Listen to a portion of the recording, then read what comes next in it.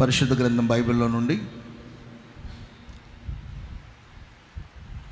ఈ జూన్ మాసంలో ఈ జూన్ నెలకు దేవుడు మనకు అనుగ్రహించే మాటలు మనం ధ్యానం చేయబోతున్నాం. ఈ అర్ధ సంవత్సరం ప్రారంభించబడుతుంది. గత నెలంతా ప్రభు మనల్ని కాపాడారు. మరి సంవత్సరం మధ్యలో మనం ఉన్నాం. ఒక భాగమంతా, ఒక హాఫ్ ఇయర్ దేవుడు మనల్ని ఆశీర్వాదకరంగా నడిపించారు. మిగతా ఈ అర్ధ భాగం కూడా దేవుడు, అర్ధ సంవత్సరాన్ని దేవుడు ఆశీర్వాదకరంగా నడిపించును గాక. హల్లెలూయా. చిన్న మాట ఈ సందర్భాన్ని నేను మీకు జ్ఞాపకం చేస్తాను.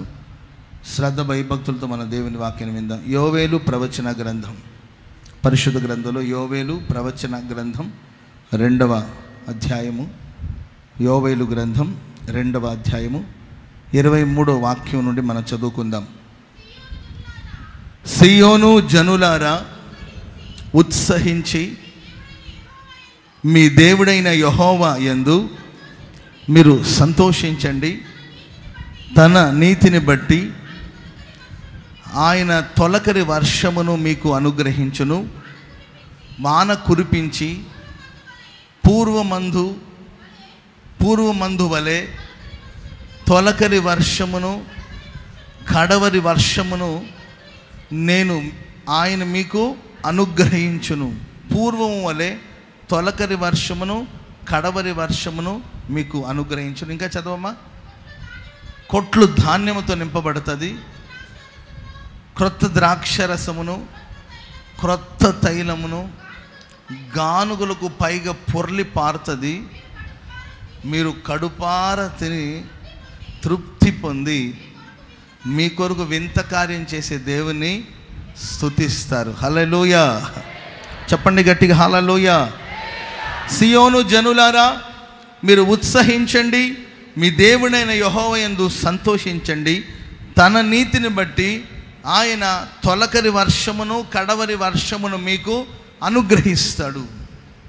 తొలకరి వర్షమును కడవరి వర్షమును ఆయన మీకు అనుగ్రహిస్తాడు కనుక సియోను నివాసులారా, మీరు సంతోషించండి, మీరు ఆనందించండి.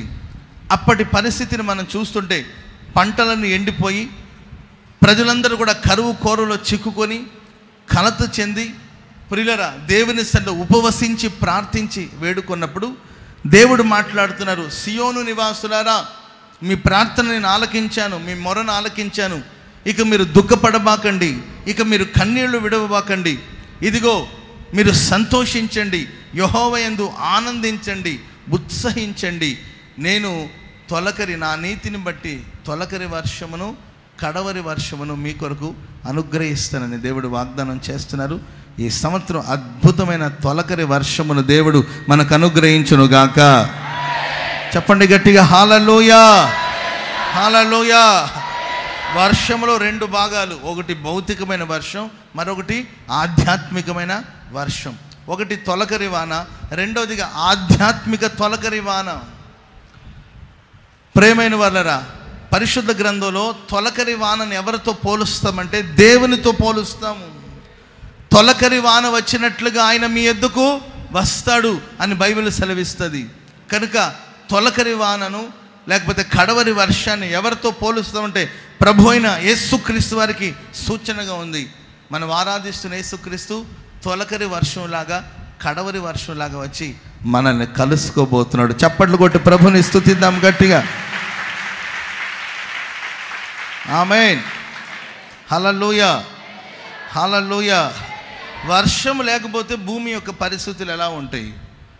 వర్షం లేకపోవడం వల్ల భూమి ఏమైపోతుంది అని మనం గమనిస్తే భూమి ఎండిపోతుంది, భూమి నెరలు విడుస్తుంది, భూమి నుండి వేడి ఎక్కువైపోతుంటుంది.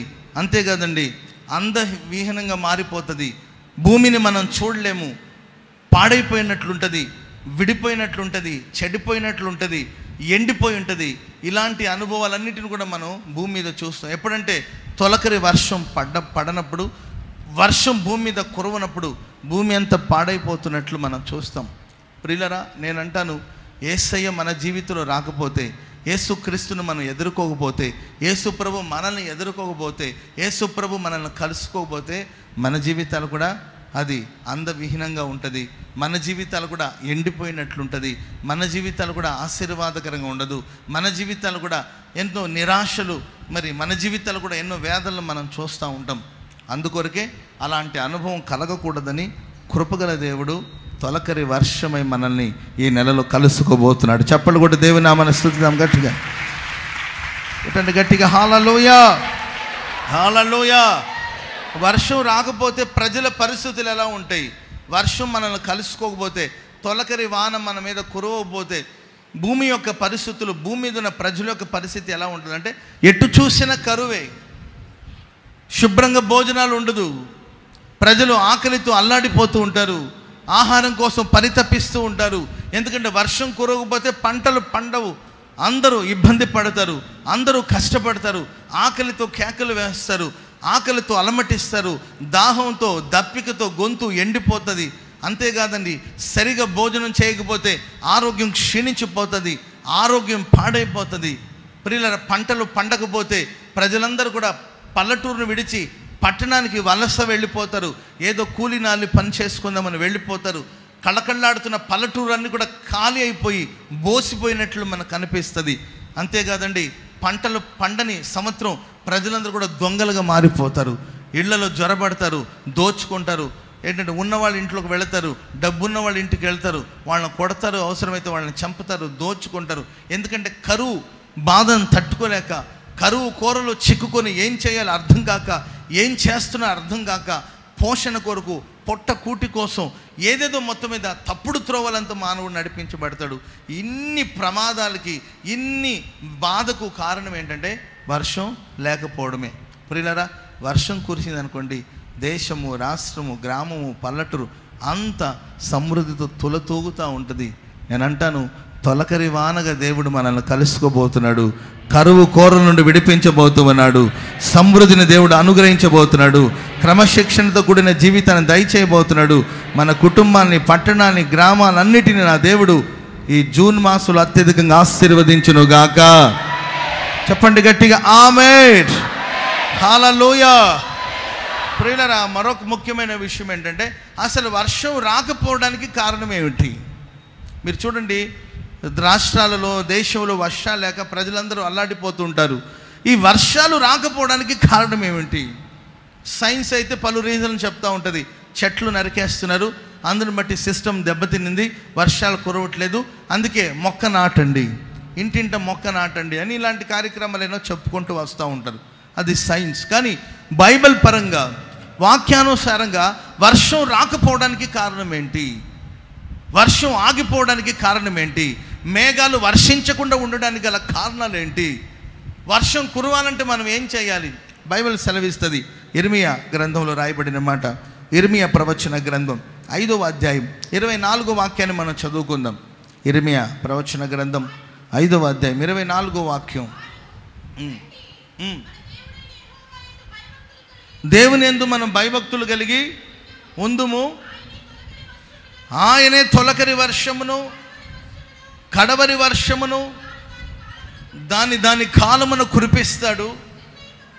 నిర్ణయింపబడిన కోతకాలపు వారములను ఆయన మనకు రప్పించునని తమ మనస్సులో అనుకొనరు. మీ దోషములు వాటి క్రమమును తప్పించెను. మీకు మేలు కలుగుకుండునట్లు మీ పాపములే కారణం. సకాలంలో వర్షం కురవకపోవడానికి కారణం, క్రమంతో, పద్ధతితో వర్షం కురవకపోవడానికి గల కారణాలు ఏమిటంటే వాక్యం సెలవిస్తుంది, మీ దోషాలు, మీ పాపాలే కారణం. ప్రియులారా, మనం చేస్తున్న పాపాలను బట్టి, మనలో ఉన్న దోషాన్ని బట్టి, మానవుడు నడిపించబడుతున్న అక్రమమైన పనిని బట్టి దేవుడు తొలకరి వర్షాన్ని క్రమంగా కురువుకున్నట్లు ఆయన తొలకరి వర్షాన్ని, కడవరి వర్షాన్ని కురిపించేవాడు. అది సకాలంలో జరగకపోవడానికి, క్రమం తప్పడానికి గల కారణాలు ఏంటంటే దోషాలు, పాపాలని వాక్యం సెలవిస్తుంది. కనుక మన పాపాలని, మన దోషాన్ని మనం ఒప్పుకొని ప్రార్థన చేసినప్పుడు ప్రియులారా, ఆకాశం వర్షం వేస్తుంది, భూమి తన ఫలం వేస్తుంది. చెప్పండి కూడా మొదలు గట్టిగా, చెప్పండి గట్టిగా హల్లెలూయా. సో మన పాపాలు ఒప్పుకొని ప్రార్థించాలి. దేశపు పాపాల కొరకు, రాష్ట్రపు పాపాల కొరకు, అక్రమాల కొరకు, దోషాల కొరకు ప్రార్థించాలి. పట్టుదలతో ప్రార్థించాలి. పాపాలు క్షమించమని వేడుకోవాలి, మన్నించమని వేడుకోవాలి. పాప పరిహారార్థం నిమిత్తం దేవుని సన్నిధిలో మనం ప్రార్థించాలి. ఆ విధంగా ప్రార్థించినప్పుడు పాపం పరిహరించబడుతుంది, దోషం కొట్టివేయబడుతుంది, ఆకాశపు తూములు విప్పబడుతుంది. హల్లెలూయా. చెప్పండి గట్టిగా, హల్లెలూయా, హల్లెలూయా. ఒప్పుకోవాలి మన పాపాలు. సౌలు ఉన్నాడండి, పాపం చేశాడు. సమూయేలు వచ్చి ఎందుకు ఇలా పాపం చేస్తావు ఇవన్నీ గద్దించాడు. గద్దిస్తే ఆయన అంటాడు, చేస్తే చేశాను కానీ నీ వచ్చి జనులందరూ ఎదుట నన్ను ఘనపరచమని పిలుస్తూ ఉన్నాడు. తన పాపాన్ని గురించిన పశ్చాత్తాపం లేదు, పాపాన్ని గురించిన ప్రాయశ్చిత్తం. అయ్యో ఎంత ఘోర పాపం చేశాను, దేవుడు నాకు చెప్పిన మాట నేను వినలేదే, దేవుని మాట నేను ఎలా త్రోసిపుచ్చాను, దేవుని ఉపదేశాన్ని నేను ఎలా తిరస్కరించాను, అయ్యో అవివేకమైన మనిషినే, ప్రభువా నన్ను క్షమించమని అడగవలసిన సౌలు ప్రియులరా తన పాపాన్ని ఒప్పుకోకపోగా ప్రవక్త మీద తిరగబడుతున్నాడు. వస్తావా లేదా, వస్తావా చేస్తావా, రా నన్ను ప్రజలందరూ ముందు ఘనపరచు, అందరూ ఎదురు చూస్తున్నారు నీకోసం, రా నన్ను ఘనపరచు అంటాడు. అదెట్లా బాబు, నీ పాపం చేసావు, నీ పాపాన్ని ఒప్పుకోమంటే చేశానులే అయ్యా పాపం, చేయండి ఎవరు చెప్పు, ఒకడిని చూపించు పాపం లేనివాడిని, అందరూ పాపులే, చేస్తే చేశాను కానీ ముందు నన్ను ఘనపరచమంటున్నారు. ప్రియులరా సంఘంలో కూడా ఈరోజు చాలామంది చేసే పాపాలన్నీ చేస్తారు, ప్రభు బల్లార్దలో కూర్చోటారు, చేసే తప్పులన్నీ చేస్తుంటారు. దానికి ప్రాయశ్చిత్తం జరిగిందా, దానికి పశ్చాత్తాపం జరిగిందా, దాని గురించి నువ్వు ప్రార్థించావా, నువ్వు శుద్ధీకరించుకున్నావా? శుద్ధీకరణ లేకుండా నువ్వు ప్రభు బల్లార్దలో పాలు పంపులు పొంది దేవుడి ద్వారా ఘనతను పొందాలంటే ఎలా సాధ్యం? దేవుడు నిన్ను ఎలా ఘనపరుస్తాడు? సౌలు ఘనతను కోరాడే తప్ప ప్రియులరా దేవుడు అతను ఎప్పటికీ ఘనపరచలేకపోయాడు. దేవుని మనస్సు నుండి తొలగిపోయాడు. సౌలు పేరు దేవుని మనసులో కొట్టివేయబడింది. దేవుడు తిరస్కరించాడు, తోసిపుచ్చాడండి. ఆ తర్వాత ఏదో పేరుకు బ్రతికాడు కానీ అదొక బ్రతికే కాదండి. రోజు రోజుకి క్షీణిస్తూ వస్తూ దేవునికి దూరం అయిపోయి ఏదని వద్దనుకున్నాడో దాని వైపే పరిగెత్తాడు, దేన్నటినే పడగొట్టాడో దాన్ని కట్టుకోవడానికి ప్రయత్నించాడు. జీవితం శాపంగా మారి చివరికి తన కత్తి మీద తానే పడి చనిపోయాడు. వీటన్నిటికీ మూలం ఏంటంటే ప్రియులారా చేసిన పాపాన్ని ఒప్పుకోకపోవడం. కుటుంబం విషాదంగా ముగించబడ్డానికి, కుటుంబాల్లో కరువు కలగడానికి, కుటుంబంలో ఆర్థిక ఇబ్బందులు కలగడానికి కారణం ఏంటి? సమృద్ధి లేకపోవడానికి కారణం ఏంటి? కన్నీటికి కారణం ఏంటంటే పాపం. మీ దోషాలే, మీ పాపాలే. తొలకరి వాన భూమిని తడవకుండా ఉండడానికి గల కారణాలు మీ పాపమే అని ప్రవక్త హెచ్చరిస్తూ ఉన్నాడు. కనుక మన పాపాల గురించిన ఒక ఆలోచన కలిగిన వారమై పశ్చాత్తాపంతో ప్రార్థన చేద్దాం. ఒక డాక్టర్ గారు ఉన్నారండి, ఆయన అప్పుడప్పుడు సువార్త కూడా ప్రకటిస్తుంటాడు. ఒక ఇంటికి వెళ్ళి సువార్త చెప్పాడు, ఏమండి ప్రభు నమ్ముకోండి, తెలిసిన ఫ్యామిలీ యేసు ప్రభు నమ్ముకోండి అంటే అప్పుడు అన్నారు, ఉన్నిలే సుధాకర్, ఆయన పేరు సుధాకర్, ఉన్నిలే సుధాకర్, ఇప్పుడే నమ్ముకుంటాం, ఇప్పుడేం ప్రభులే సుధాకర్ చూద్దాంలే అంటే, అది కాదండి మీరు ప్రభు నమ్ముకోండి బాగుంటుంది, మీరు మా ఫ్యామిలీ ఫ్రెండ్స్ కాబట్టి చెప్తున్నాం, యేసు ప్రభు నమ్ముకోండి, ప్రభు రాకడ బహు సమీపమై ఉందండి, మీరు దేవుని రాజ్యంలో చేర్చబడాలండి, మీ పాపాలు క్షమించబడాలండి, మీ ఆత్మ పరిశుద్ధపరచబడాలండి, నీ ఆత్మకు కలిగిన పాపం కడగబడాలండి అని సువార్త చెప్తే, సర్లే సుధాకర్ నీవు చెప్తున్నావు కాబట్టి సర్లే వచ్చే నెల కానీ ఆ తర్వాత నెల కానీ చూద్దామన్నాడు. అదేంటండి వచ్చే నెల దాకా ఎవరుంటారో తెలియదు కదంటే, ఎక్కడికి పోతాంలే సుధా, మనం ఇక్కడేగా ఉంటాము, వచ్చే నెల తీసుకుంటాంలే, మరి నువ్వు తొందర పెడుతున్నావు కాబట్టి ఓకేనా భార్యకి చెప్పాడు. నీవు చెప్పిన మాట కాదని, వచ్చే నెల తీసుకుంటాంలే సుధా, నువ్వు బాధపడదని మొత్తం మీద ఆయనకు చెప్పారు. అంతలోపల సరిగ్గా ఒక 2-3 రోజులు ఆ పెద్ద ఆయనకి భయంకరంగా అనారోగ్యం చేసిందండి. ఫ్యామిలీ డాక్టర్ కాబట్టి జబ్బున పడ్డాడు. జ్వరం, డెంగ్యూ జ్వరమో ఏదో సంథింగ్ వచ్చినట్టుందండి, జ్వరంతో అల్లాడిపోతున్నాడు. ఫ్యామిలీ డాక్టర్ కాబట్టి వెంటనే ఫోన్ చేశారు, హడావుడికి వచ్చాడు, మొత్తం రక్త పరీక్షలు అవన్నీ కూడా చేశాడు. బాబు మీకు డెంగ్యూ జ్వరం వచ్చినట్టుంది అని చెప్పేసి డాక్టర్ చెప్పాడు. సరే సుధా ఇప్పుడు ఏం చేద్దాం సుధా, అర్జెంటుగా ఏం చేద్దాం అని చెప్తే, చేసేదేముంది మెడిసిన్ వాడాలి, లేకపోతే చాలా ప్రమాదం, మరి జ్వరంలోనే ప్రాణం పోయే ప్రమాదాలు కూడా ఉన్నాయి అని అంటే, మరి చూడు ఏం చేద్దాం, సెలైన్ ఎక్కిస్తారా మరి లేకపోతే ఏ మెడిసిన్ వాడాలి త్వరగా అని చెప్తే, వెంటనే పేపర్ తీసుకుని మొత్తం మెడిసిన్ అంతా రాశాను, నేనే వెళ్ళి మెడిసిన్ కొని వచ్చే నెల పంపిస్తాను. మెడిసిన్ వచ్చే నెల పంపిస్తాను, అప్పుడు తీసుకుంటే సరిపోతున్నట్టు. అదేంటయ్యా వచ్చే నెల ఏంటయ్యా, వచ్చే నెల దాకా ఎట్లా ఏమవుతుందిలే బాబు, ఎక్కడికి పోతావులే, ఇక్కడేగా ఉంటావు, వచ్చే నెల వాడవచ్చులే, నీవు జబ్బుతోనే ఉంటావు, మెడిసిన్ నా చేతిలోనే ఉంటుంది, పంపిస్తానులే అయ్యా, నీవేం కంగారు పడతావు, నీ ఫ్యామిలీ డాక్టర్ కదా, నీ మీద నాకు బాధ్యత ఉంటుంది కదా, వచ్చాను. అదేంట్రా పిచ్చి పిచ్చికి మాట్లాడతావు, ఒరే బాబు నిన్ను నమ్ముకోనను కదరా బాబు, తొందరగా మెడిసిన్ పంపించరా అంటే ఎందుకంత కంగారు పడతారు, వచ్చే నెల వాడతారులే మెడిసిన్ అంటాడు. అది కాదయ్యా తొందరగా చేశారులే, వచ్చే వారం పంపిస్తానన్నాడు. వచ్చే వారం కాదయ్యా, ఇమీడియట్లీ వెంటనే నాకు నీ మెడిసిన్ ఇస్తే కానీ నేను బ్రతకలేను. అప్పుడు ఆ డాక్టర్ గారు అంటారు, నీ శరీరానికి ఒక రోగం వస్తే దానికి వెంటనే మందేసుకుని దాన్ని బాగు చేసుకోవాలనుకుంటున్నావు కదా, మరి నీ ఆత్మకు వచ్చిన రోగం, నీ ఆత్మకు రోగం ఉంది, నీ ఆత్మలో రోగం ఉంది, అదే పాపం. దానికి వాయిదాలు వేసుకుంటున్నావా? బాప్తిసం పొందడానికి వాయిదాలు, మనస్సును మార్చుకోవడానికి వంతులు వేసుకుంటున్నారు. ఈసారి చేసుకుందాం, ఈసారి తీసుకుందాం, ఈసారి ఓల్ నైట్కి తీసుకుంటానండి, క్రొత్త సంవత్సరానికి తీసుకుంటానండి అని వంతులు వేసుకోవడం కాదు. కానీ ప్రియులారా, నీ ఉన్న పాట నీ పాపాలన్నిటిని ఒప్పుకొని విడిచిపెడితే ఆకాశ వాకిట్లు దేవుడు విప్పబోతున్నాడు. తొలకరి వర్షమును మనపై కుమ్మరించబోతున్నాడు. తొలకరి వానలాగా ఆయన మన మీదకి దిగిరాబోతూ ఉన్నాడు. తొలకరి వానలా ఆయన మనపై నిలబడబోతున్నాడు. తొలకరి వానగా ఆయన మనల్ని కలుసుకోబోతున్నాడు. చప్పట్లు కొట్టి ప్రభుని స్తుతిద్దాం గట్టిగా. చెప్పండి గట్టిగా హల్లెలూయా, హల్లెలూయా. చెప్పండి గట్టిగా హల్లెలూయా, ఆమేన్, ఆమేన్. ప్రియులారా, దేశంలో భయంకరమైన విగ్రహారాధన. వర్షం కురవకపోవడానికి కారణం కూడా విగ్రహారాధనే. మన దేశంలో వర్షం లేకపోవడానికి కారణం విగ్రహారాధన. విగ్రహారాధన ఎక్కువ అవడం వలన ప్రియులారా అదొక పాపం. ఆ పాపాన్ని బట్టి కూడా దేశానికి స్వస్థత కలగదు, దేశానికి క్షేమం కలగదు, దేశం సమృద్ధిగా ఉండదు. ఇంత పెద్ద దేశం అండి మన దేశం. ఈ దేశంలో ఉండవలసిన వనరులన్నీ కూడా ఉన్నాయి, కానీ సమృద్ధి కలగకపోవడానికి కారణం ఏంటి అంటే విగ్రహారాధన అని వాక్యం హెచ్చరిస్తుందండి.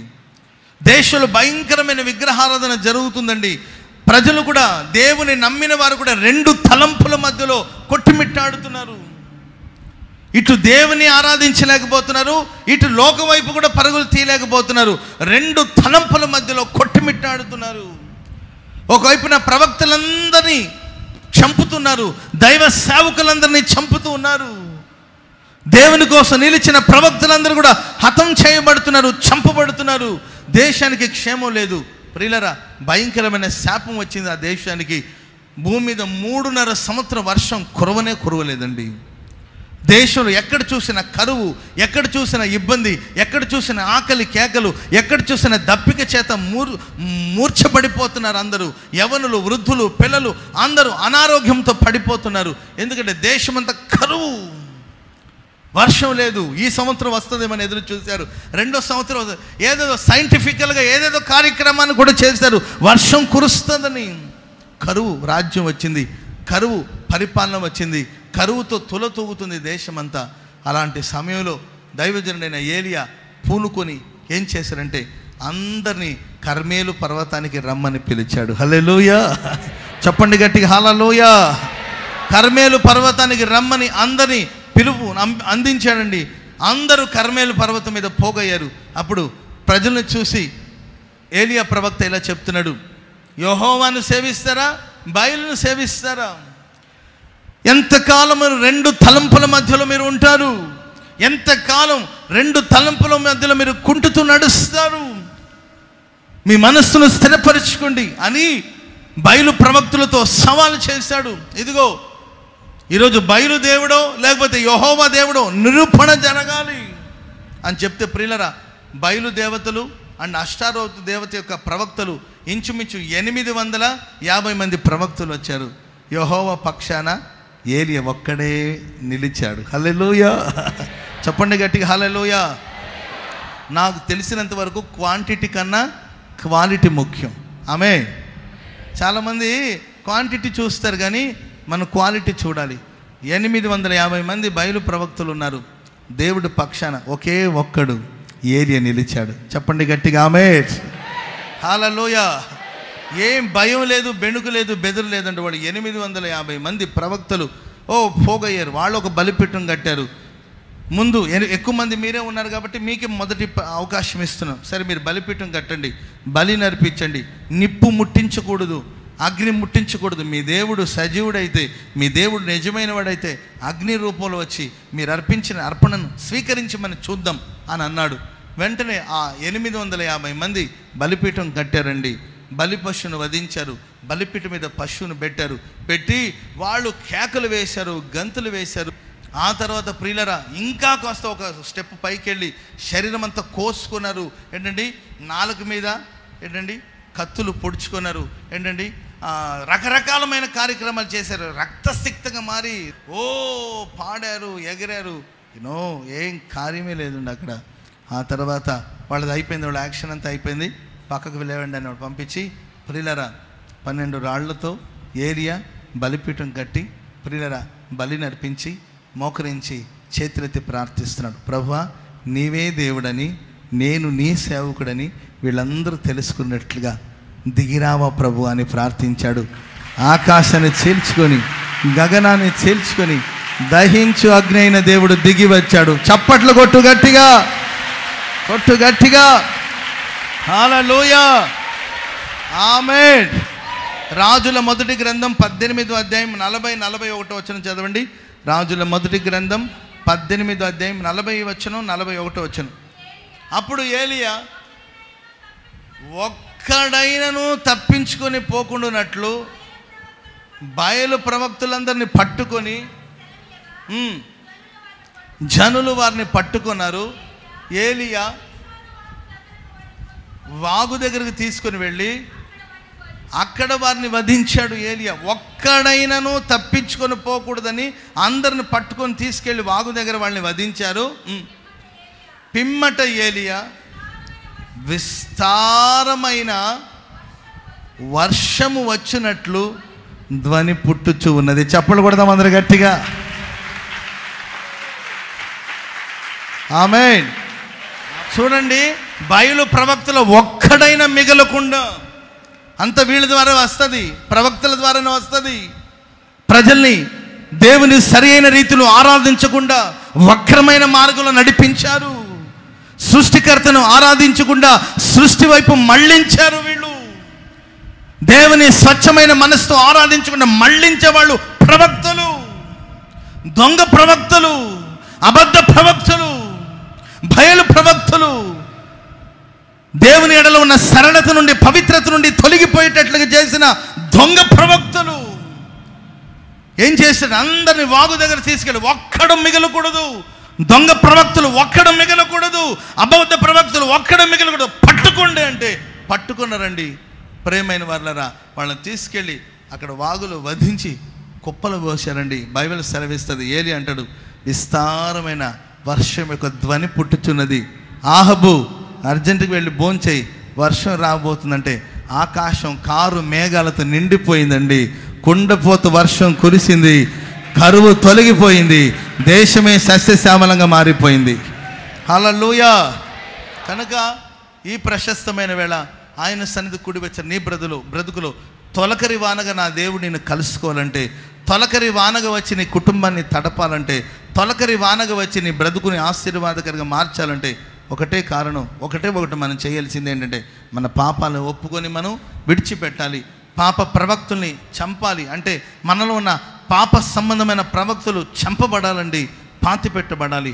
అప్పుడు విస్తారమైన వర్షపు ధ్వని వినబడుతుంది, అద్భుతమైన దీవెనకరమైన వర్షాలు కురుస్తుంది. హల్లెలూయా. చెప్పండి గట్టిగా, హల్లెలూయా. నేను ఒక 2-3 విషయాలు చెప్తానండి. తొలకరి వానలో ఉన్న దీవెన ఏంటి, తొలకరి వానలో ఉన్న శ్రేష్టత ఏంటి, కొన్ని మాటలు మీకు చెప్తాను. మొదటి మాట చదువుకుందాం.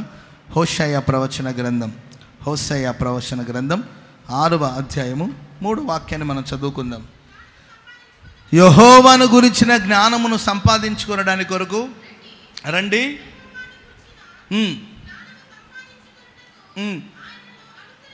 ఆయన్ని అనుసరింతుము రండి.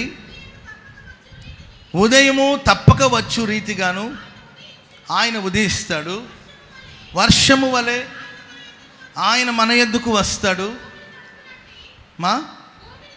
భూమిని తడుపునట్టి తొలకరి వర్షము కడవరి వర్షము వలె ఆయన వచ్చును. ప్రియులరా, చదవబడిన ఈ మాటలో భూమిని తడుపునట్టి తొలకరి వర్షం. తొలకరి వర్షం ఏం చేస్తుందండి? అందరూ నన్ను గమనించాలి. హలో, తొలకరి వర్షం ఏం చేస్తుంది? భూమిని తడుపునట్టి తొలకరి వర్షం. తొలకరి వర్షానికి ఉన్న అనుభవం ఏంటంటే అది భూమిని తడుపుతుంది.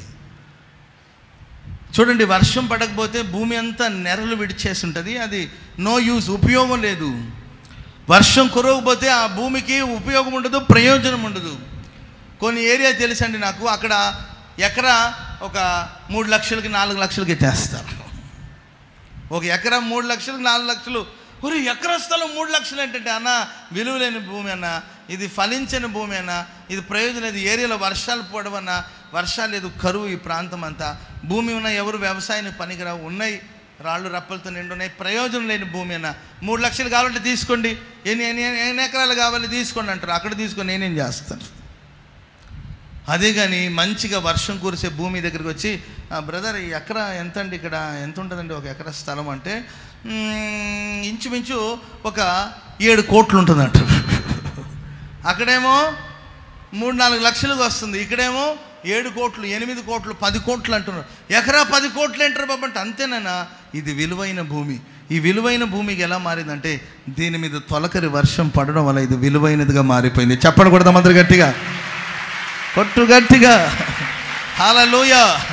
తొలకరి వర్షం ఏ భూమి మీద అయితే పడుతుందో ఆ భూమి తడపబడుతుంది. భూమి తడపబడినప్పుడు అది ప్రయోజనకరంగా మార్చబడుతుంది. వర్షం చేత ఆ భూమి నానుతుందండి. విడిపోయి చెడిపోయిన ఆ భూమి అంతా కూడా నానబెట్టబడి నీళ్లతో నాని అది ప్రయోజనకరమైన భూమిగా మార్చబడుతుంది. ఆ బాగా నానిన భూమి దున్నడానికి వీలుగా ఉంటుంది. బాగా తడపబడిన ఆ భూమి విత్తనాలు వేయడానికి ఉపయోగకరంగా ఉంటుంది. బాగా తడపబడిన ఆ భూమి ఫలభరితంగా మార్చబడుతుంది, ఫలించడానికి అనుకూలంగా మార్చబడుతుంది. తొలకరి వానగా నా దేవుడు ఎవరి జీవితంలో అయితే ప్రవేశిస్తారు, తొలకరి వానగా ఎవరినైతే ప్రభు కలుసుకుంటారు, ఆడు ఒకప్పుడు నిష్ప్రయోజకుడేమో, ఒకప్పుడు దేనికి పనికిరాని వాడేమో, ఒకప్పుడు వాడి ద్వారా ఏ ప్రయోజనం ఉండదేమో. ఒక్కసారి నా దేవుడు ఆ వ్యక్తిని కలుసుకుంటే నిష్ప్రయోజకుడైన వ్యక్తి ప్రయోజనకరమైన వ్యక్తిగా మారిపోతాడు. హల్లెలూయా, చెప్పండి గట్టిగా, హల్లెలూయా. ఇప్పటి వరకు నీవు నీ కుటుంబానికి నిష్ప్రయోజకుడిగా ఉన్నావేమో, ఇప్పటి వరకు నీ ఇంటికి నీవు ఏ ఉపయోగం లేని పరిస్థితులు ఉన్నావేమో. ఈ ప్రశస్తమైన ఆరాధనలో తొలకరి వానగా నా దేవుడు నిన్ను కలుసుకుంటాడు. ప్రియురా, ఇక మీదట నీ అవసరం నీ ఇంటికి ఉంటుంది. నీవు ఒక ప్రయోజనకరమైన పాత్రగా దేవుడు నిన్ను మార్చునుగాక. బైబిల్లో ఒనేసిమ్ అనే ఒక వ్యక్తి ఉన్నాడండి. ఒనేసిమ్ అనే ఒక వ్యక్తి ఉన్నాడు. అది ఫిలోమోను పత్రికలో 1వ అధ్యాయం 11వ వచనంలో ఉంటుంది, మీరు తర్వాత చదువుకోండి. ఒనేసిమ్ అనే ఒక వ్యక్తి ఉన్నాడు. అతను ఫిలోమోను ఇంట్లో పనిచేస్తూ ఉన్నాడు. ఫిలోమోను అనే వ్యక్తి మంచి ఆస్తిపరుడు, యజమానుడు. అతని దగ్గర దాసుడు ఒనేసిము పనిచేస్తూ ఉన్నాడు. కానీ చివరికి నమ్మకస్తుడు అని ఎంచుకున్నప్పటికీ నమ్మకాన్ని కోల్పోయి దొంగతనం చేశాడు. దొంగతనం చేసినప్పుడు దొంగతనం ద్వారా పట్టబడ్డాడు. పట్టబడిన తర్వాత దొంగల్ని ఎక్కడ తీసుకెళ్తారండి? జైల్లోకి పంపించారు, చెరసాలకు పంపించారు. ఒక దొంగ, దోపిడీదారుడు, దొంగలించాడు, మోసగాడు, మోసం చేసిన మూర్ఖుడు అతను చూసి విరుచుకుపడినాడు ఫిలోమోను. అతని చెరసాలకు అప్పగించాడు. చెరసాలలో దైవజనుడు పౌలు ఖైదీగా ఉన్నాడండి. ఆ చోటుకి ఈ ఒనేసిమ్ అనే వ్యక్తిని పంపించడం జరిగింది. అక్కడ పౌలు అక్కడ ఉన్నాడండి. ఒనేసిమ్ అక్కడికి వచ్చాడు.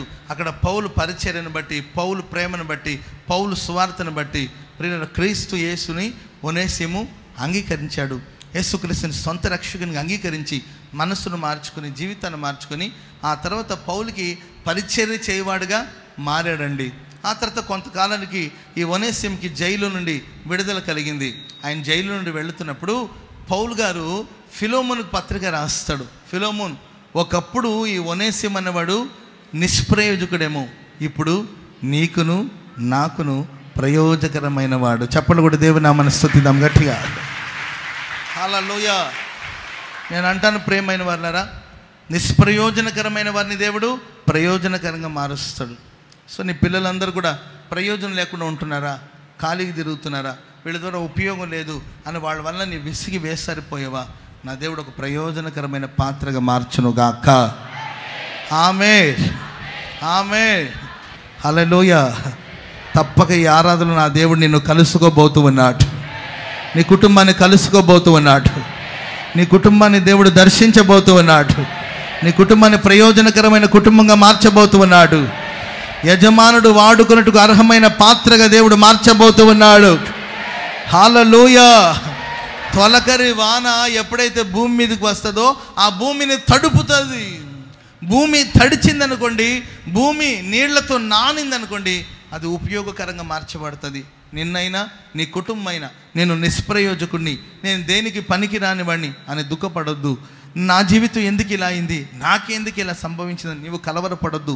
ప్రియ సహోదరుడా, సహోదరి, నేను ఎండిపోయిన వ్యక్తిని, నేను వాడిపోయిన వ్యక్తిని, నా వల్ల ఎవరికి ఉపయోగం లేదు, నా వల్ల ఎవరికి ప్రయోజనం లేదు, నేను బ్రతుకడం కన్నా చనిపోవడం మేలు, నా బ్రతుకు వల్ల ఎవరికి సంతోషం లేదు, చనిపోదామని ఒకవేళ నీ మనసులో అనుకుంటున్నావేమో.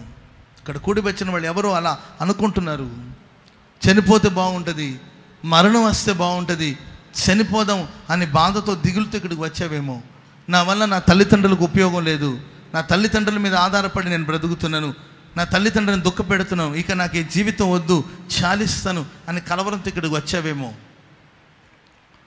నా వల్ల నా పిల్లలకి ప్రయోజనం లేదు, నా పిల్లలకి ఏం మంచి చేయలేకపోతున్నాను, నా పిల్లలు చదివిపించలేకపోతున్నాను, నా పిల్లల్ని పోషించలేకపోతున్నాను, నా పిల్లలకి ఫీజు కట్టలేకపోతున్నాను బాధతో ఎవరైనా ఇక్కడికి వచ్చి ఉన్నారేమో. ఎవరో ఉన్నారు ఇక్కడ.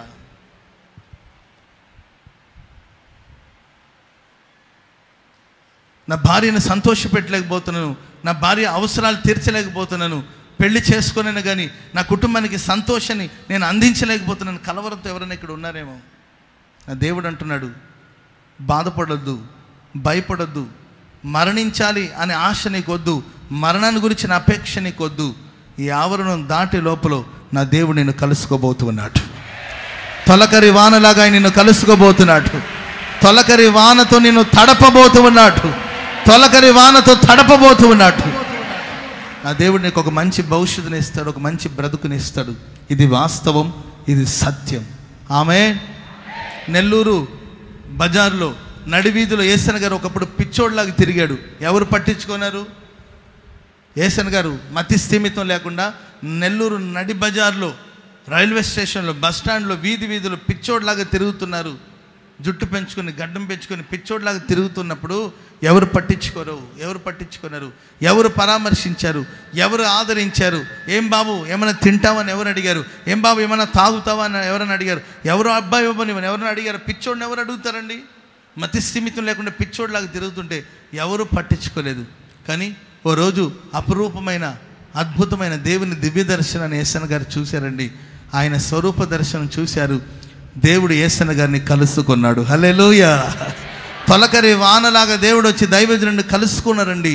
ఎప్పుడైతే యేసయ్యతో కలిశారో, యేసన్న గారితో కలిశారో జీవితం మారిపోయిందండి. అద్భుతమైన పరిచర్యకు పిలువబడ్డారు, పరిచర్యకు పంపబడ్డారు.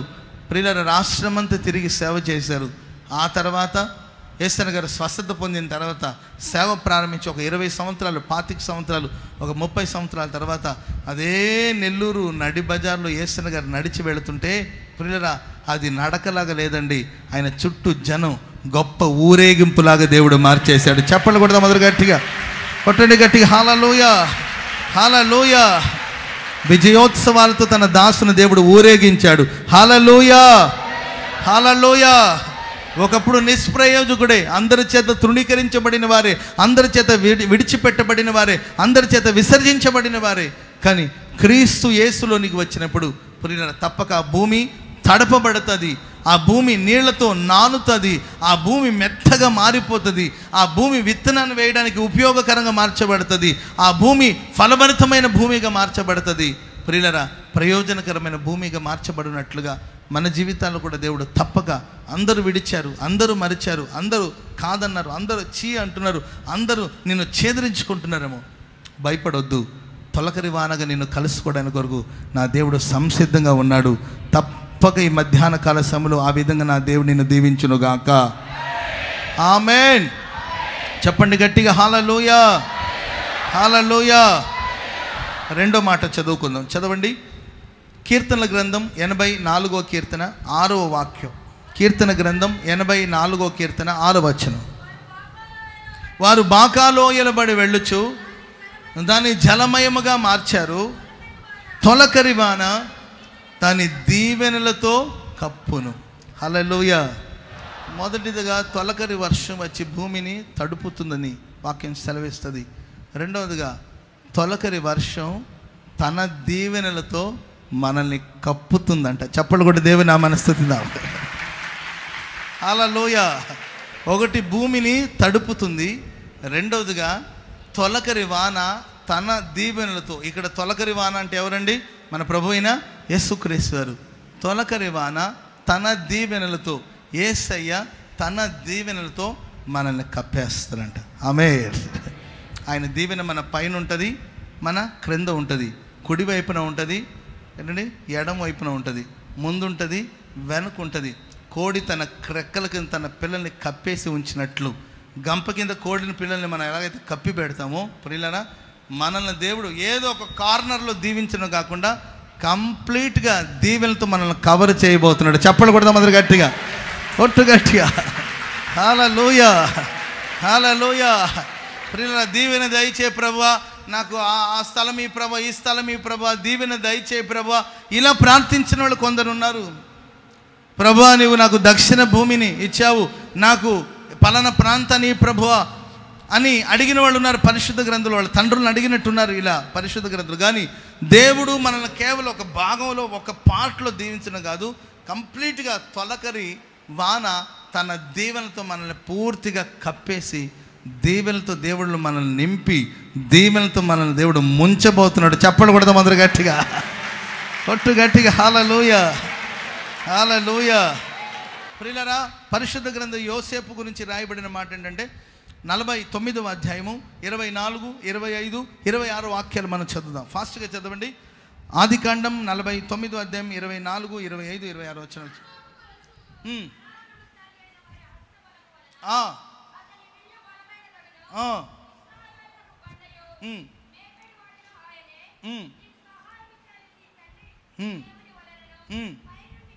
పైనుండి మింటి దీవెన వలన, క్రింద దాగి ఉన్న అగాధ జలముల దీవెన వలనను, తల్లి యొక్క దీవెనతోనూ, సర్వశక్తిని దీవెన వలనను అతని బాహము దిట్టపరచబడుతుంది.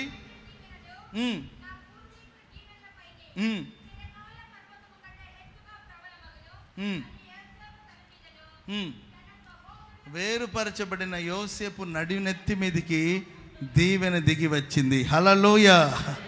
యోసేపుకి ఎలాంటి దీవెన వచ్చిందంటే పైనుండి వచ్చే మింటి దీవెన, క్రింద దాగి ఉన్న అగాధ జలముల దీవెన, తల్లి దీవెన, తండ్రి దీవెన, ఇవన్నిటితో కలిసి సర్వశక్తిని దీవెన. ప్రియులారా దేవుని దీవెన, తల్లి దీవెన, తండ్రి దీవెన, ఆకాశపు దీవెన, భూమిలో ఉన్న అగాధ జలముల దీవెన, ఇవన్నీ దీవెనలు యోసేపు నడునెత్తి మీదకి దిగి రావడం వలన యోసేపు యొక్క ప్రియులరా బాహు దిట్టపరచబడినట్లు వాక్యం సెలవిస్తుంది. ప్రియులరా వారు బాకాలోయలు బడి వెళ్ళుచు దాన్ని జలమయముగా మారుస్తారు. తొలకరి వాన తన దీవెనలతో దాన్ని కప్పుతుందంట. వాళ్ళు నానాటికి బలాభివృద్ధిని పొందొచ్చు. వారిలో ప్రతివాడు తప్పక సీయోన్లో దేవుని సన్నిధిని కనబడతారు. హల్లెలూయా. చెప్పండి గట్టిగా, హల్లెలూయా. దేవుడు ఒక మనిషిని దీవిస్తే వాడికి క్షీణత ఉండదు, నానాటికి బలాభివృద్ధి పొందుతాడు. యోసేపును ఒట్టి చేత్తో పంపించారు. అన్నదమ్ములందరూ కలిసి పగబట్టారు, అతని మీద ఈర్ష్యతో రగిలిపోయారు. చిన్ననాటి నుండి ఆయన కన్న కలలన్నీ పాడు చేయాలని, ఆయనకు దేవుడిచ్చిన దర్శనాన్ని పాడు చేయాలని చెప్పి తండ్రి ప్రేమకు దూరం చేశారు, కుటుంబానికి దూరం చేశాడు, నిర్దాక్షిణ్యంగా ఐగుప్తు దేశానికి అమ్మి వేశారు.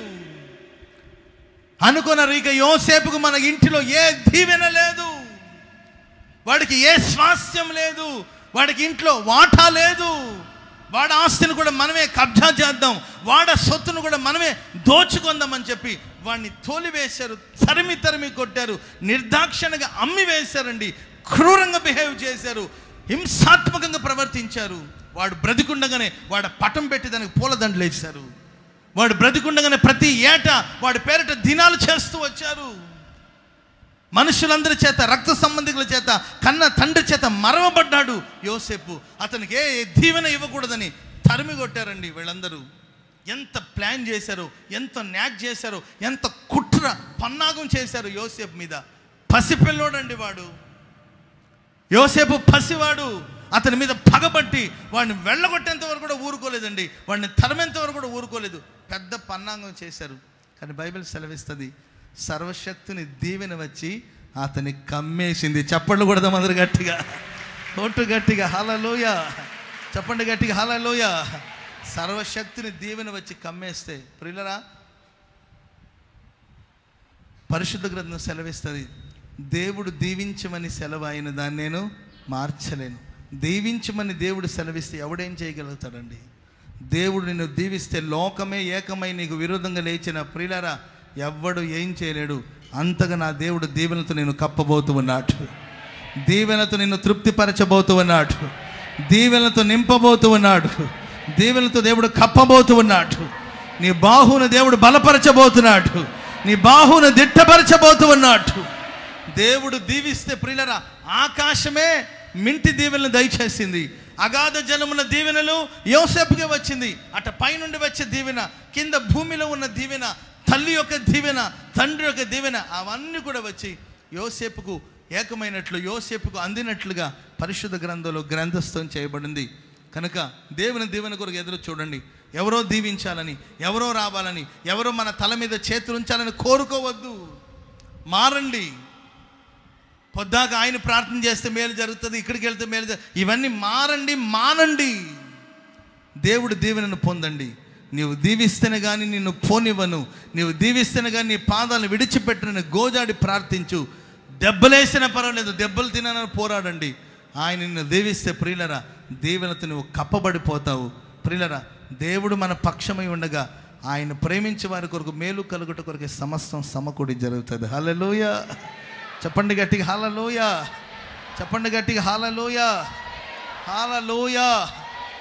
యోసేపుని చూడండి, దేవుడు క్రమక్రమంగా ఆశీర్వదించి ఐగుప్తు దేశానికి అధిపతిగా మారిస్తే సచ్చినట్లు ప్రతివాడు వచ్చి యోసేపు పాదాల మీద పడేటట్లుగా చేశాడు. దర్శనం ఎప్పటికీ నిరర్ధకం కాదు, దేవుని సంకల్పాలు ఎప్పటికీ నిరర్ధం కాదు. దేవుని సంకల్పాన్ని దేవుడు నెరవేరుస్తాడు. చిన్నప్పుడు నా కుటుంబస్తులు నన్ను నిరాకరించేవాళ్ళు, నన్ను చిన్న చూపు చూసేవాళ్ళు. వీడు బ్రతుకులు బాగుపడడు అని అందరూ ఫిక్స్ అయ్యారు. నన్ను అందరూ నొప్పించిన వాళ్ళే, ఏదో ఒక రకంగా అందరూ బాధ పెట్టిన వాళ్ళే, మాటలతో కానీ చేష్టలతో కానీ వాళ్ళ పనులతో కానీ మనస్సును కష్టపెట్టిన వాళ్ళందరూ. నా కర్మం అనుకొని, నా శాపం అనుకొని నేను అలాగే బ్రతుకుతుండేవాడిని. నా గురించి ఒక్కడు శుభవచనం చెప్పేవాడు కాదు, మంచి పలికేవాడు కాదు. సోమరుడని, పనికిమాలోడని, పనికి రానివాడని, ప్రయోజనం లేనివాడని, వీడిని తీసుకెళ్తే మనకే నష్టం, వీడికి ఏదైనా పని కల్పిస్తే మాకే నష్టం, వీడి పనిపాటు పనికిరాడు అని చెప్పి అందరూ తిరస్కరించిన వాళ్ళే, తృణీకరించిన వాళ్ళే. కొన్నిసార్లు బాధగా ఉండేది, కొన్నిసార్లు మొండి వైఖరితో వెళుతుండేవాడిని. అంతేలే నా ఇష్టం, నేను ఇలాగే ఉంటాను అనుకుని వెళ్ళేవాడిని. కొన్నిసార్లు మనసులో చాలా వేదనగా ఉండేది. ఎందుకు మనం హుషారుగా ఉండలేకపోతున్నాం, ఎందుకు మనం ఉత్సాహంగా ఉండలేకపోతున్నాం. ఒక పూట హుషారుగా ఉంటే మరుసటి రోజు నీరసంగా ఉండేది, ఒకప్పుడు ఉజ్జీవంగా ఉంటే మరుసటి రోజు మరి నిర్జీవమైన పరిస్థితులు ఉండేది. అనుభవాలన్నీ కూడా అలా బాధపడుతున్న పరిస్థితులు. కానీ సర్వశక్తిని దీవెన నా మీదకి వచ్చిందండి. సర్వశక్తి గల దేవుడు తన అద్భుతమైన స్వరూప దర్శనం నాకు అనుగ్రహించాడు. హల్లెలూయా. చెప్పండి గట్టిగా హల్లెలూయా. నేను దేవుని యొక్క దర్శనాన్ని చూశాను, దేవుని దర్శనానికి లోబడ్డాను. ఒక దర్శనం, ఏసన్న గారు మా ఊరు వచ్చారండి. మా ఊరు వచ్చినప్పుడు ఇలాగే ఆదివారపు ఆరాధనలో ఏసన్న గారు వాక్యం చెప్పారు. ప్రార్థన అంతా అయిపోతుందండి, ఏసన్న గారు లీడ్ చేస్తున్న ప్రేయర్ జరుగుతుంది. నేను అప్పుడు మోకరించి ప్రార్థన చేసుకుంటున్నాను. అప్పటికి నా ఫ్యూచర్ని గురించి నేను బాగా దీర్ఘంగా ఆలోచిస్తున్న సమయాలు అవి. నేను ప్రార్థన చేస్తుంటే నాకు ఒక దర్శనం అండి. సేవ చేయడం, సేవకుల చుట్టూ తిరగడం నాకు పెద్దగా ఇష్టం ఉండేది కాదు. సేవ అనే మాట నాకు బహు కష్టం కలిగించేది. ఎందుకంటే సేవకులు పడుతున్న కష్టాలు, సేవకులకున్న ఇబ్బందులు, సేవకుల గురించి మనుషులు గుసగుసలాడడం, ఇవన్నీ కూడా విన్నప్పుడు ఇది కూడా ఒక బ్రతికే నన్ను అనిపించేది. ఏదైనా చేయొచ్చు కానీ సేవ మాత్రం చేయకూడదు, ఏదైనా అవ్వచ్చు కానీ సేవకుడిగా మాత్రం మారకూడదు అని నేను మనసులో స్థిరపరచుకున్న రోజులు అవి. సేవను గురించిన థింకింగ్ కానీ థాట్స్ కానీ ఎక్కడా లేదండి. మరి అలా మనసును కఠినపరుచుకున్న రోజులు. దైవజనులు ఏసన్న గారు వాక్యం చెప్పి ప్రార్థనలు నడిపిస్తున్నారు. అప్పుడు నేను ప్రార్థనలో ఏకీభవించానండి. ప్రార్థన చేస్తుంటే ఆ ప్రార్థన నేను ఒక దర్శనం చూశాను. నాకు ఇప్పటికీ నేను ఇప్పుడే చూశానేమో అన్నట్టుందండి ఆ దర్శనం. యేసన్ గారు ఆ మీటింగ్ అంతా అయిపోయి వెళుతున్నట్లు దర్శనంలో నేను చూస్తూ ఉన్నాను. తీరా ఆ గుమ్మం దగ్గరికి వెళ్ళిపోయి ఆ గుమ్మం దగ్గరికి వెళ్ళిన తర్వాత అక్కడ నిలిచి యేసన్ గారు నా వైపు తిరిగి నన్ను రమ్మని పిలుస్తున్నారు. అందరూ ప్రార్థన చేసుకుంటారు, నేను ఒక్కడనే కూర్చున్నాను. నన్ను రమ్మని ఇది దర్శనంలో జరుగుతూ ఉంది. రమ్మని పిలిచారు. రమ్మని పిలిచేసరికి నేనా అన్నాను, నీవే రా అన్నారు. ఎందుకు అన్నాడు, రమ్మని పిలుస్తున్నాడు యేసన్ గారు. సరే నేను ఆ కళలో దర్శనంలోనే వెళ్ళి యేసన్ గారి దగ్గరికి వెళ్ళాను. వెళితే యేసన్ గారు అన్నారు, నీవు నన్ను వెంబడించమని చెప్పారు. ఎందుకు వెంబడించాలని యేసన్ గారిని? సరే నేను సేవకుడిని కాదు, సేవ చేయాలనే కాన్సెప్ట్ లేదు, సేవ చేయాలనే ఉద్దేశం కూడా లేదు, ఎందుకు నేను వెంబడించాలి యేసన్ గారి? పలు ఆలోచనలు నన్ను తొలుస్తూ ఉంది. ఆ దర్శనంలోనే యేసన్ గారు నన్ను రమ్మని తొందర చేస్తున్నారు. వెంటనే నా చేతిలో ఏదేదో ఉన్నాయండి అవన్నీ కూడా విడిచిపెట్టి మరో మాట మాట్లాడుకుంటే యేసన్ గారిని నేను ఫాలో అవ్వడం ప్రారంభించాను. అంతేనండి, ఆ దర్శనం అంతటితో ముగించబడింది. తర్వాత ప్రార్థనలు అయిపోయిందండి. ఆ దర్శనం చూసిన ఆ మరుక్షణం నుండి నా మనసు అంతా కలవరంగా ఉంది. కూర్చోలేకపోతున్నాను, నిలబడలేకపోతున్నాను. ఏదో బాధ, ఏదో భయం, ఏదో కలవరం, ఏదో చేయాలి, ఎక్కడికో వెళ్ళాలి, పిచ్చోడ్లాగా ప్రవర్తిస్తున్నాను. ఏం చేయాలో నాకు తోచట్లేదు. కూటమి అయిపోయింది, జనమంతా వెళ్ళిపోయారు. అన్నం తిందామని వెళితే అన్నం తినబుద్ధి కావట్లేదు, కూర్చుంటే కూర్చున్న బుద్ధి కావట్లేదు, సరే కాస్త విశ్రాంతి తీసుకుందామంటే పడుకున్న బుద్ధి కావట్లేదు. కలవరంగా ఉంది, కలవరం ఉంది. నేను యేసన్ గారి దగ్గరికి వెళ్ళేంత వరకు నా మనసు పరితపిస్తుంది. సరిగ్గా సాయంకాలం యేసన్ గారు అదే మా ఊర్లో ఒక హోటల్ రూమ్లో ఉన్నారండి. నేను తిన్నగా యేసన్ గారి దగ్గరికి వెళ్ళానండి. మరి నా ధైర్యం ఏంటో తెలీదు, మరి నన్ను ఎవరు నడిపించారో కూడా తెలియదండి. నాకు సరిగా అప్పుడు 18 సంవత్సరాలు. యేసన్ గారి గురించి పెద్ద పరిచయం కూడా లేదండి. ధైర్యం చేసి యేసన్ గారి దగ్గర తిన్నగా ఆయన హోటల్ రూమ్కి వెళ్ళాను నేను. సరే మా ఇంట్లో వాడిని కన్సల్ట్ చేసింది లేదు, ఇంట్లో వాడిని అడిగింది లేదు, ఇంట్లో వాళ్ళతో మాట్లాడింది కూడా లేదండి. నేను తిన్నగా యేసన్ గారి దగ్గరికి వెళ్ళి ఆయన కలుసుకున్నానండి. కలిసి యేసన్ గారితో చెప్పాను, యేసన్ గారండి నేను మీతో కలిసి సేవ చేస్తున్నట్లు దేవుడు నాకు దర్శనం చూపించాడు, నేను మీతో కలిసి సేవకు వస్తానండి అని యేసన్ గారిని అడిగాను. అప్పుడు అన్న నన్ను చూసి, అబ్బాయి ఎవరు ఏంటి ఇంత వచ్చి డేరుగా అడుగుతున్నాడని, సరే ఏంటి నీ ఉద్దేశం ఏంటి? నేను సేవ చేయాలండి, దేవుడు నాకు ఇలా చూపించారు అని అన్నాను.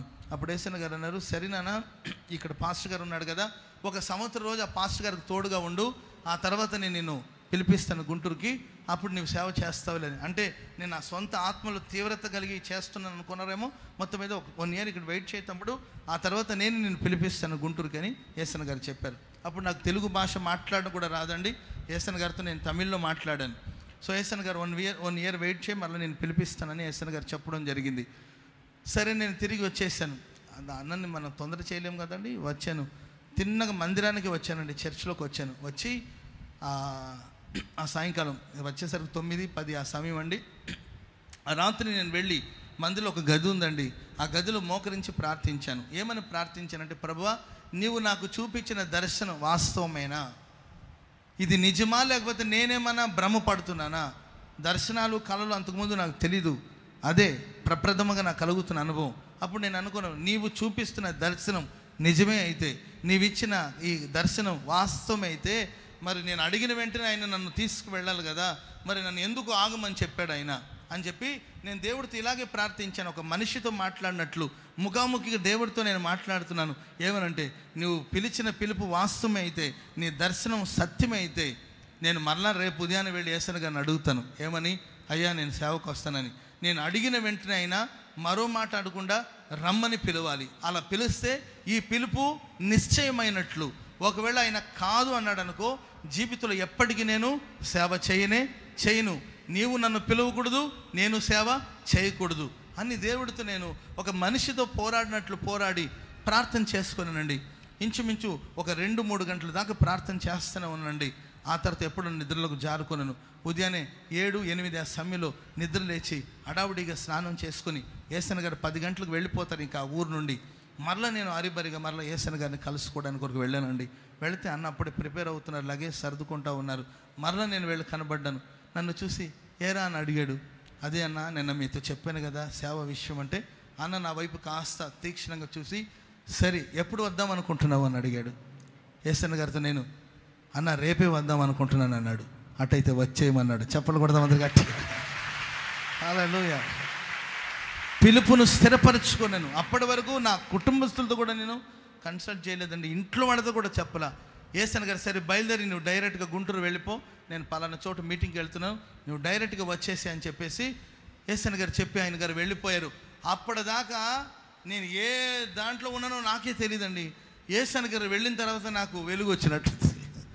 అప్పుడు మెలుగు వచ్చినట్టుంది. మెలుగు వచ్చి ఏంటి నేను ఎందుకు వచ్చాను, ఏం మాట్లాడాను నేను యేసన్న గారి దగ్గర, ఎందుకు వెళ్ళాను నాకు అర్థం కావట్లేదండి. ఏదో ఒక ఆత్మ నన్ను అలా నడిపించినట్లు అనిపించింది. ఆ తర్వాత బలహీనంగా నీరసంగా ఇంటికి వచ్చాను.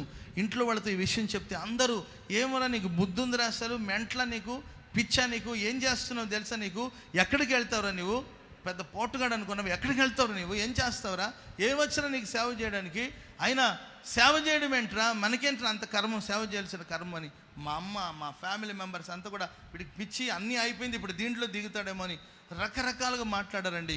నా చెవులు ఒకటే వినబడుతుంది, యేసన్న గారు రమ్మన్నారు, నేను వెళ్ళాలి, దేవుడు నన్ను పిలిచాడు, నేను దేవుని సేవ చేయాలి. హల్లెలూయా. ఫ్రెండ్స్ వచ్చారు, మా అన్నదమ్ముళ్ళు వచ్చారు, అందరూ కూడా పిచ్చా నీకు, లైఫ్ స్పాయిల్ అయిపోతుందిరా, జీవితం పాడైపోతుంది, ఇదిగో చదువు మధ్యలో వదిలేసి వెళ్ళిపోతే తర్వాత ఏం చేస్తావు, నా మాట నువ్వు ఆలోచించుకో, ఓ 10 రోజులు టైం తీసుకో, ఆలోచించమని ఎంతమంది చెప్తున్న ప్రియులరా. నా మనసంతా దేవుణ్ణే కోరుకుంటుంది, నా దేవుడు నన్ను కోరుకుంటున్నాడండి, నన్ను పిలుస్తూ ఉన్నాడు. అంతేనండి. మరుసటి రోజే టైం కూడా తీసుకోలేదండి. సోమవారం రోజు యేసన్న గారితో మాట్లాడి నేను క్లియర్ చేసుకున్నాను.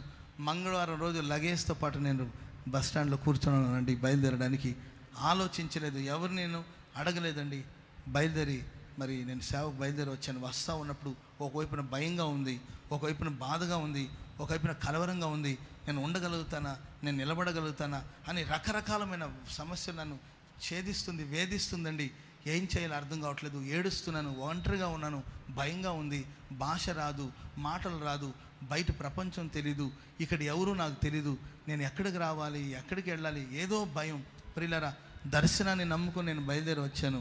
బయలుదేరి వస్తుంటే నేను బస్సులో ఉన్నాను, భయంతో వణికిపోతున్నాను, కలవరంతో వణికిపోతున్నాను. కృపగల దేవుడు ఆ రోజు నాతో వాక్యంతో మాట్లాడాడు.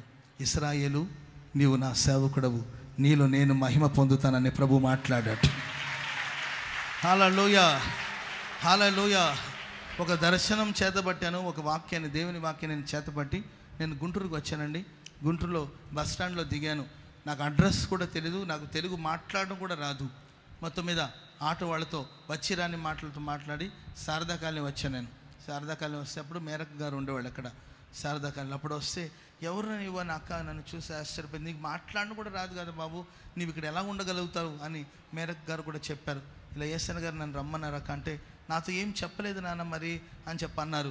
లేదక్క యేసన్న గారు నన్ను పంపించారని చెప్తే, సరే పోటు ఉండు, మళ్ళీ అన్నతో నేను మాట్లాడుతాను అన్నారు.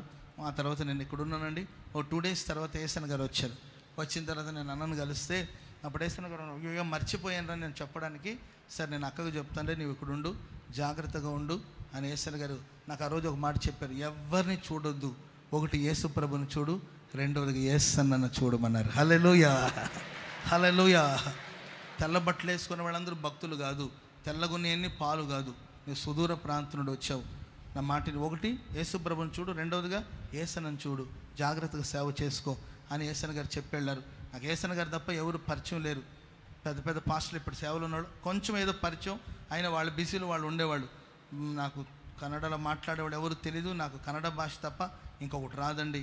అలాగే ఒక్కడనే శారదా కాలనీలో మిద్దె మీదకి వెళ్ళిపోయి ఒక్కడిని ఏడ్చుకుంటూ ప్రార్థన చేస్తూ ఉండేవాడిని. ఎందుకు వచ్చా నేను, ఏంటి ఇది, నా సొంత ప్రయత్నమా దేవుని చిత్తమా, నాకు క్లియర్ అవ్వట్లేదండి. కలవరంతో నిండిపోయాను, భయంతో కృంగిపోయాను, ఊగిపోయేవాడిని.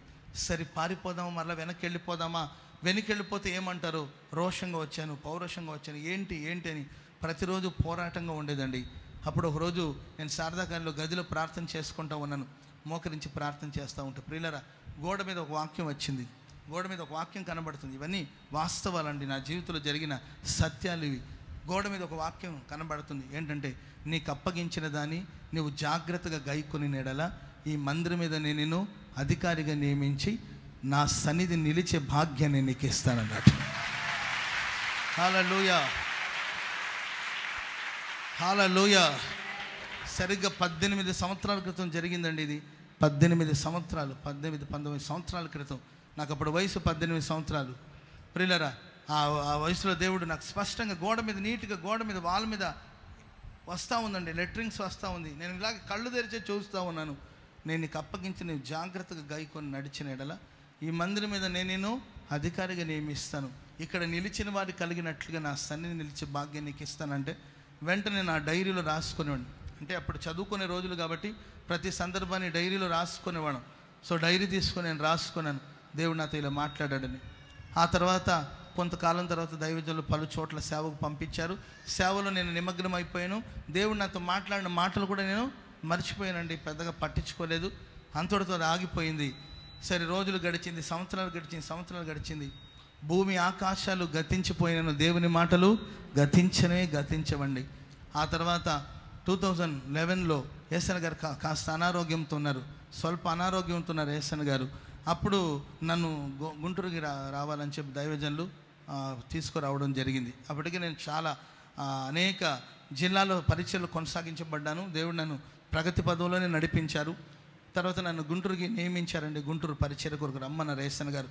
సరే అన్న కూడా కొంచెం హెల్త్ బాగాలేదు కదా, కొంచెం సపోర్టివ్గా ఉంటానని చెప్పి నేను కూడా తీర్మానించుకొని ఇక్కడికి వచ్చాను. కానీ ఏదో భయంగా ఉండేది వచ్చిన కొరతలు కూడా.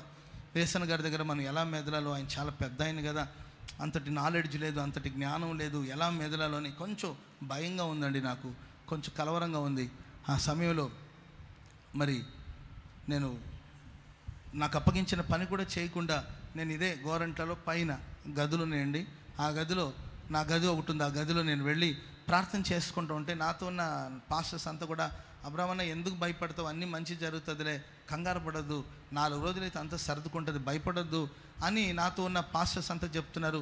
ఇంత పెద్ద చర్చి కదా, ఇక్కడ నేను ఎలా మెదలాలో, మరి ఏసన్ గారి దగ్గర నేను ఎలా ఉండాలో భయంగా ఉంది. ఇప్పటివరకు దూరంగా ఉన్నాను, ఇట్స్ ఓకే సరిపోయింది, ఇప్పుడు అన్నకు దగ్గరగా ఉండాలి, మరి ఏదైనా మిస్టేక్ జరిగితే మరి కోపడతారేమో, అన్న కోపడితే నేను తట్టుకోలేను అని చెప్పి ఏదో భయంతో కలవరంతో నేను ఆ పై గదిలో ప్రార్థన చేసుకుంటా ఉన్నానండి.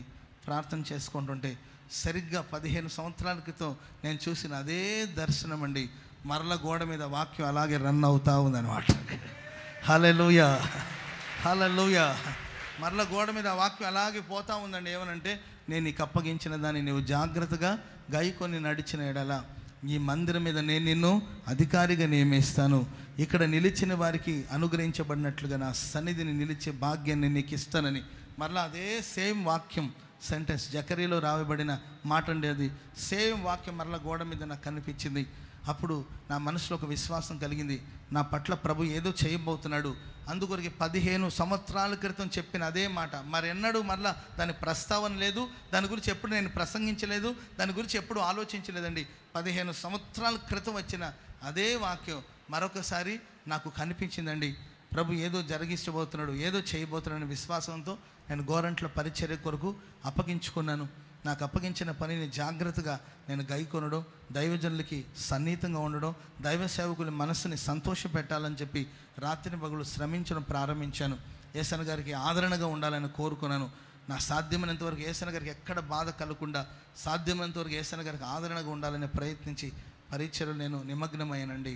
సర్వశక్తి గల దేవుడు, భూమి ఆకాశాలు గతించి ఆయన మాటలు గతించవు గనుక ఆయన నా 18 ఏట నాకు ఇచ్చిన మాటలన్నిటిని కూడా నిశ్చయముగా నేడు జరిగిస్తూ ఉన్నాడు. చెప్పండి కొట్టి ప్రభుని స్తుతిద్దాం, గట్టిగా కొట్టండి, గట్టిగా హల్లెలూయా, హల్లెలూయా, హల్లెలూయా. ఎవరో ఇస్తే వచ్చింది కాదు, ఎవరు పంచితే వచ్చింది కాదండి, ఇది ఆయన అనాది సంకల్పం. నన్ను ఈ విధంగా ప్రగతి పదవులో నడిపించింది, దీవించాడు, ఆశీర్వదించాడు. తొలకరి వాన తన దీవెనలతో నన్ను కప్పినట్లు తన ఆశీర్వాదంతో దేవుడు నన్ను కప్పాడు. ఆమేన్, హల్లెలూయా. ఇప్పుడు ఒకప్పుడు నన్ను దూషించిన నోరు ఇప్పుడు నన్ను స్తుతిస్తుంది. ఏ బంధువులైతే ఒకప్పుడు నా గురించి చెడుగా మాట్లాడారో ఇప్పుడు ఆ బంధువులు నా గురించి మంచిగా మాట్లాడుతున్నారు. ఎవరైతే నన్ను చూస్తేనే చేదరించుకున్నారో ఇప్పుడు వాళ్ళందరూ వచ్చి తల వంచి బాబు మా కోసం ప్రార్థన చేయమంటున్నారు. మొన్న ఈ మధ్య నేను మా ఊరు వెళ్ళానండి, అక్కడ ఎవరైతే చేదరించుకున్నారో, ఎవరైతే దూషించారో వాళ్ళందరూ కూడా శిరస వంచి తల వంచి బాబు మా కోసం ప్రార్థించమని వాళ్ళందరూ వచ్చి తల వంచుతుంటే ప్రియులరా, నేను అనుకున్నాను, దేవుడు ఒక వ్యక్తిని దీవిస్తే, దేవుడు ఒక వ్యక్తిని దీవెనలతో కప్పితే ప్రతివాడు వచ్చి శిరస్సు వంచేటట్లుగా ప్రభు చేస్తాడు. చెప్పండి కూడా అందరూ గట్టిగా, కొట్టు గట్టిగా హల్లెలూయా, హల్లెలూయా. చెప్పండి గట్టిగా హల్లెలూయా, హల్లెలూయా.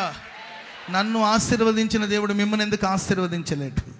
నన్ను దీవించిన దేవుడు మిమ్మల్ని ఎందుకు దీవించలేడు? నన్ను దర్శనంతో కూడిన మార్గంలో నడిపించిన దేవుడు మిమ్మల్ని ఎందుకు దర్శించలేడు? నన్ను వాక్యముతో పురికొల్పి బలపరిచిన దేవుడు మిమ్మల్ని ఎందుకు బలపరచలేడండి? ఆయన ఏమైనా పక్షపాతియా? ఒకరినొకలాగా ఇంకొకలాగా చూచే దేవుడు కాదండి. ఆయన అందరినీ సమముగా ప్రేమిస్తాడు.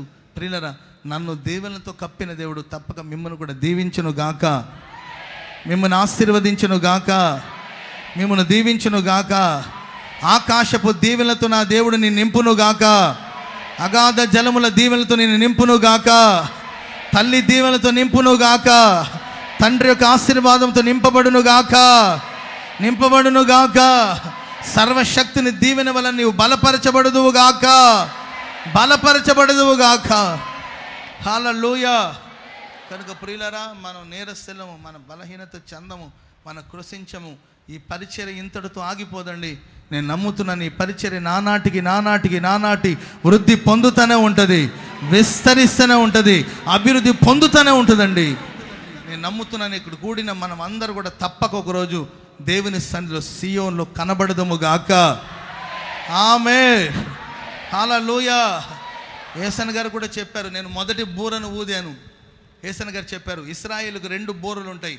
ఒక బూర ఊదినప్పుడు ఇశ్రాయేలు ప్రజలందరూ ఒక చోటికి పోగవుతారు, రెండో బూర ఊదినప్పుడు ప్రజలందరూ ముందుకు సాగిపోతారు అని యేసన్న గారు మాతో చెప్పారు. నేను మొదటి బూరను ఊదాను, ప్రజలందరూ పోగయ్యారు. ఇప్పుడు నా పని అయిపోయింది, నేను వెళ్ళిపోతున్నాను. ఇప్పుడు మీకు రెండో బూరని ఇచ్చి వెళుతున్నాను. పోగైన ఈ ప్రజలందరూ కూడా నువ్వు ప్రభు దగ్గరకు తీసుకురావాలి. చెప్పండి కొడదాం అందరు గట్టిగా, కొట్టు గట్టిగా. హల్లెలూయా, హల్లెలూయా, హల్లెలూయా. ప్రకటించబడుతున్న వాక్యమే ఆ బూర, ప్రకటించబడుతున్న సువార్త ఆ బూర ఊదించబడుతుంది.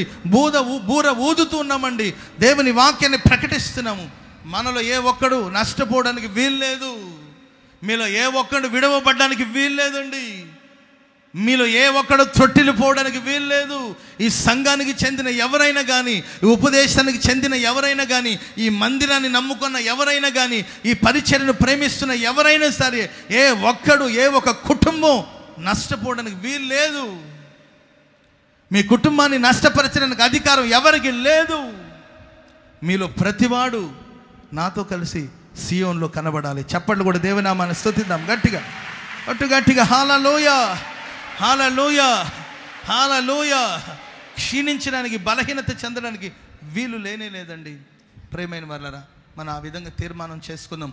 తొలకరి వాన మనల్ని మొట్టమొదటిగా తడుపుతుంది, తొలకరి వాన రెండవదిగా దీవెనలతో మనల్ని కప్పుతుందండి. తొలకరి వాన వలన తృప్తి కలుగుతుంది. బైబిల్లో రాయబడింది, ధాన్యం వలన, ద్రాక్షావసరం వలన, నూనె వలన వాళ్ళు తృప్తి చెందుతారు, కడుపారా తిని తృప్తి చెందుతారు. అంటే తొలకరి వాన ఎవరి జీవితంలో ఉంటుంది, వాళ్ళకి సాటిస్ఫాక్షన్ ఉంటుంది, తృప్తిగా బ్రతుకుతారు. చివరి మాట యాకోబు పత్రిక 5వ అధ్యాయం 7-8 వచనాలు చదవండి, ముగించుకుందామని. సహోదరులారా, చూడుడి, తొలకరి వర్షమును కడవరి వర్షమును సమకూడు వరకు విలువైన భూ ఫలముల కొరకు ఓపికగా పరిగెత్తాడు. వినండి, నన్ను గమనించండి, నేను ముగించేస్తున్నాను. ప్రియులారా, రైతు తొలకరి వర్షం కొరకు, కడవరి వర్షం కొరకు ఎదురు చూస్తుండరు. తొలకరి వర్షం, కడవరి వర్షం రెండు సమకూడినప్పుడు ఏం జరుగుతుందంటే, విలువైన భూమి యొక్క ఫలం అందుబాటులోకి వస్తుంది. అందుకోసం రైతు ఎదురు చూస్తూ ఉంటాడు. తొలకరి వర్షం, కడవరి వర్షం, వీటి సమ్మేళనం వల్ల జరిగేది ఏంటంటే, భూమి నుండి ఒక శ్రేష్టమైన ఫలం వస్తుంది. ప్రేమైన వాళ్ళరా, తొలకరి వర్షం ఎప్పుడు కురిసింది భూమి మీద అంటే, పెంతకోస్తు అనే పండగ దినం వచ్చినప్పుడు శిష్యులందరూ ఏక మనసుతో ప్రార్థిస్తున్నప్పుడు పరిశుద్ధాత్మ అనే తొలకరి వర్షం కురిసింది. అంతే కదండి, రాబోయే రోజులో కడవరి వర్షం కురవబోతుంది. అక్కడ ప్రారంభించబడిన తొలకరి వర్షం ఇప్పుడు కురుస్తూ ఉందండి, పరిశుద్ధాత్మ వర్షం మన మీదకి. ఇంకా రాబోయే రోజులు, మరికొన్ని రోజులు కడవరి వర్షం కూడా భూమి మీద కురవబోతుంది. ఈ రెండు సమ్మేళనం వలన సంఘం పరిపక్వత పొంది భూమి యొక్క శ్రేష్టమైన ఫలం దేవుని ఎదుకు వెళ్ళేటట్లుగా సంఘముగా మనం పరిపూర్ణతను చెంది ప్రభు ఎదుకు మనం వెళ్ళబోతున్నాం. చప్పట్లు కూడా ప్రభుని మనం స్తుతిద్దాం గట్టిగా, గట్టిగా. హల్లెలూయా, హల్లెలూయా. విలువైన భూ ఫలముగా మనం మార్చబడాలి, విలువైన ఫలముగా మనం మారాలి. అది సంఘం యొక్క ఎత్తబడుట, సంఘం యొక్క పరిపూర్ణత. పరిశుద్ధాత్మను దేవుడు ఎందుకొరకు ఇచ్చాడు మనకు అంటే, మనం పరిపూర్ణత చెందాలి. తొలకరి వాన, కడవరి వాన యొక్క సమ్మేళన, వాటి యొక్క ఉద్దేశం ఏంటంటే సంఘం పరిపూర్ణతను పొంది పవిత్రురాలైన కన్యకనగా ఒక్కడే పురుషుడు అనగా క్రీస్తుకు సమర్పించబడాలి, క్రీస్తుకు ప్రదానం చేయబడాలి, క్రీస్తుకు పెండ్లి కుమార్తె సంఘముగా మనం మారాలి అని దేవుడు మనల్ని పెండ్లి కుమార్తె సంఘముగా సిద్ధం చేస్తున్నాడు. ప్రియులారా, ఆల్రెడీ తొలకరి వర్షంతో మనం తడపబడుతున్నాం. త్వరలోనే కడవరి వర్షంతో కూడా దేవుడు మనల్ని తడపబోతున్నాడు అండి. దీని ద్వారా మనం జరిగే కార్యక్రమాలు అంటే పరిపూర్ణతను చెంది ప్రియులరా పరిశుద్ధ సంఘముగా మనం మార్చబడి ప్రభు ప్రత్యక్షమైనప్పుడు ఆయన సింహాసనం ప్రక్కన ఆయన భార్యగా పెండ్లి కుమార్తె సంఘము మనం కూర్చొని యుగాయుగాలు ప్రభుతో రాజ్యం ఏలబోతున్నాం. ఆమేన్. హల్లెలూయా, హల్లెలూయా.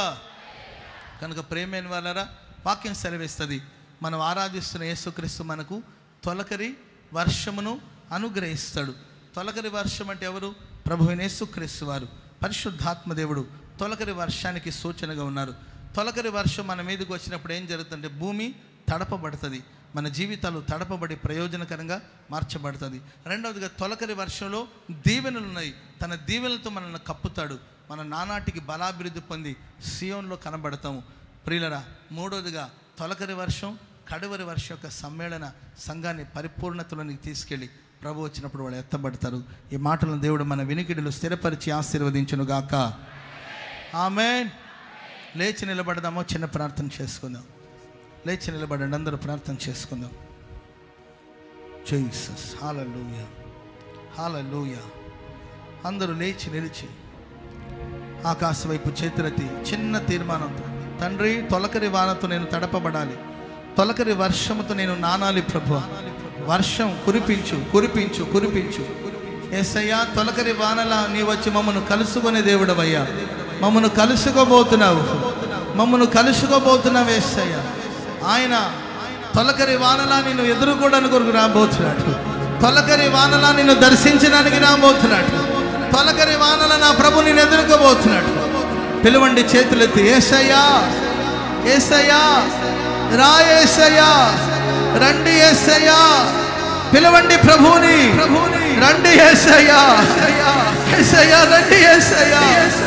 నేను ఎండిపోకూడదు, నెరలు విడవకూడదు, నిస్సారమైన భూమిగా మారకూడదు. నన్ను తడపడానికి రండి యేసయ్యా, నన్ను తడపడానికి రండి యేసయ్యా, రండి యేసయ్యా, యేసయ్యా యేసయ్యా యేసయ్యా. వర్షమై రండి యేసయ్యా, తొలకరి వర్షమై రండి యేసయ్యా. పిలువు సహోదరుడా, పిలువు నా సహోదరి, తొలకరి వర్షమైన దేవుడు నిన్ను ఎదుర్కోవడానికి కొరకు వస్తున్నాడు. యేసయ్యా, నేను నిష్ప్రయోజకుడిని యేసయ్యా, నేను అయోగ్యుడను యేసయ్యా, నేను అభాగ్యుడను యేసయ్యా, అందరి చేత తృణీకరించబడిన వారు యేసయ్యా, ఎవరికి ప్రయోజనం లేని పాత్రలు, ఎవరికి ప్రయోజనం లేని వారు మా కొరకు దిగిరా యేసయ్యా, యేసయ్యా యేసయ్యా యేసయ్యా యేసయ్యా. నువ్వు తప్ప వేరొక ఆశ్రయం లేదయ్యా. యేసయ్యా దిగిరా యేసయ్యా, మా పాపాన్ని క్షమించి మా ఎందుకు రా యేసయ్యా, మమ్మల్ని కనికరముతో ఎదుర్కోవడానికి రండి యేసయ్యా.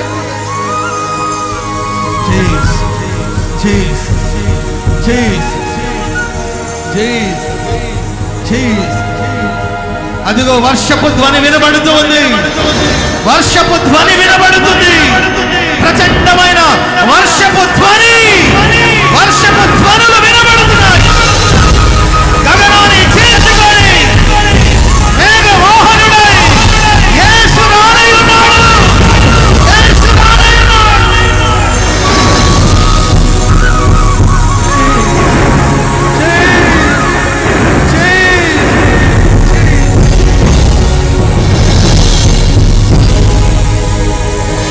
తొలకరి వాన, తొలకరి వాన,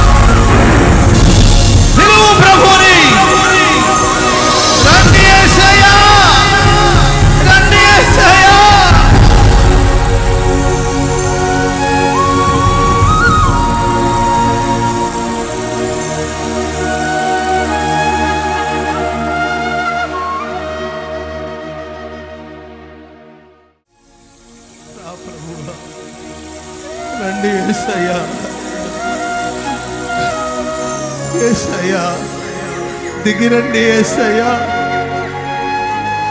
దిగిరండి, యేసయ్యా దిగిరండి, యేసయ్యా దిగిరండి, యేసయ్యా తొలకరి వానగా దిగిరా యేసయ్యా.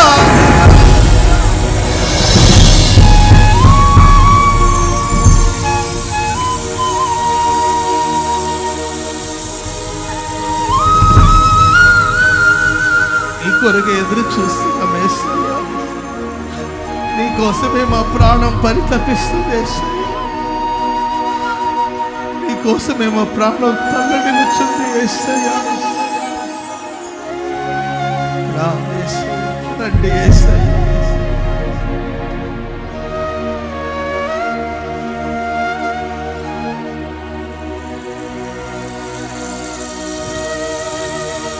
రండి యేసయ్యా, నీ ప్రజల్ని కలుసుకోవడానికి రండి యేసయ్యా, నీ సంఘాన్ని బలపరచడానికి కొరకు దిగి రండి యేసయ్యా.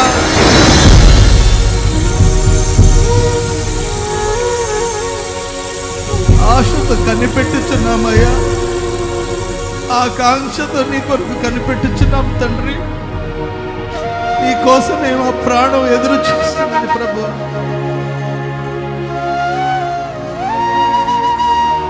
ఎండిన నేల వల్ల నీ కొరకు మేము ఎదురు చూస్తున్నామయ్యా. ఎండిన నేలలా మారిపోయిన మా హృదయాలు నీ కొరకు పరితపిస్తున్నాయి ప్రభువా. దిగిరండి యేసయ్యా, దిగిరండి ప్రభువా, దిగిరండి యేసయ్యా, దిగిరా యేసయ్యా, దిగిరా యేసయ్యా, దిగిరా యేసయ్యా.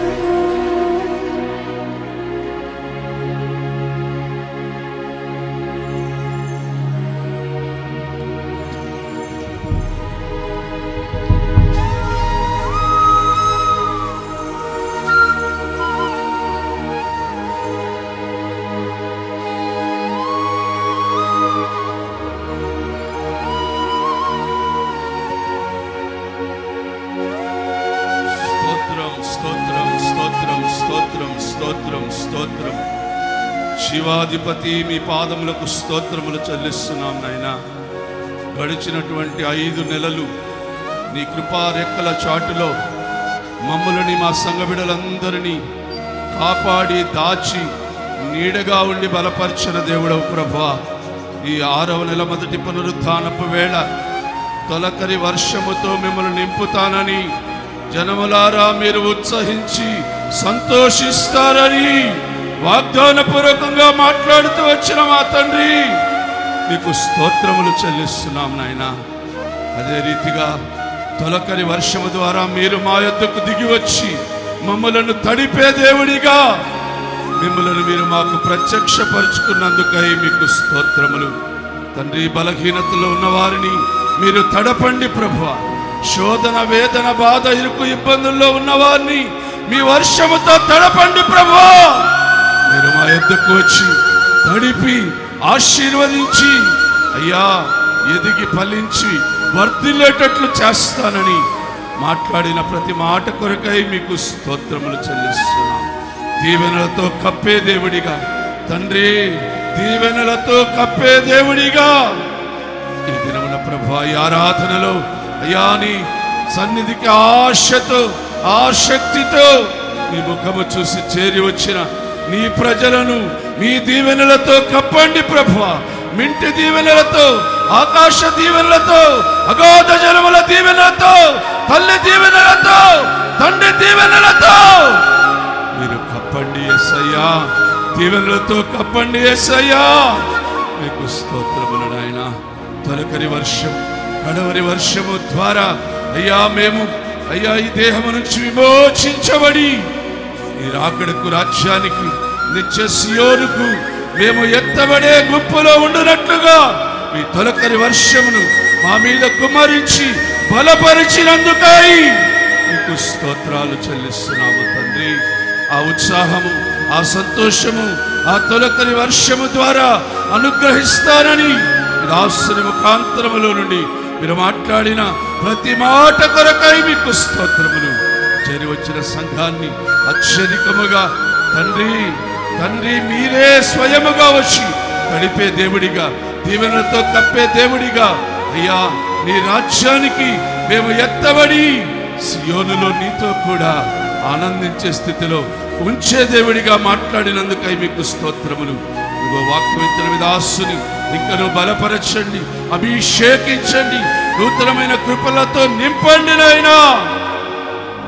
జనములకు, జాతులకు తండ్రిగా, తండ్రి మీ చేతిలో ఘనమైన పాత్రగా ఇంకను భూదిగంతములలో సాక్షిగా వాడబడినట్లుగా కృప చూపించి మహిమ, ఘనత, ప్రభావములు మీరు మాత్రమే పొందుకోమని నజరేయుడైన యేసుక్రీస్తు వారి ప్రశస్త నామములో ప్రార్థన చేసి అడిగి వేడుకుంటున్నాను పరమ తండ్రి. మన తండ్రి అయిన దేవుని ప్రేమ, కుమారుడు యేసయ్య కృప, పరిశుద్ధాత్మ దేవుని సన్నిధి, సహవాసం ఇప్పుడు ఎల్లప్పుడు సదాకాలం వర్షం కురవాలని ఆశించిన ప్రతి ఒక్కరికి ఆయన కృప తోడుగా ఉండి నడిపించును గాక. ఆమేన్. హల్లెలూయా.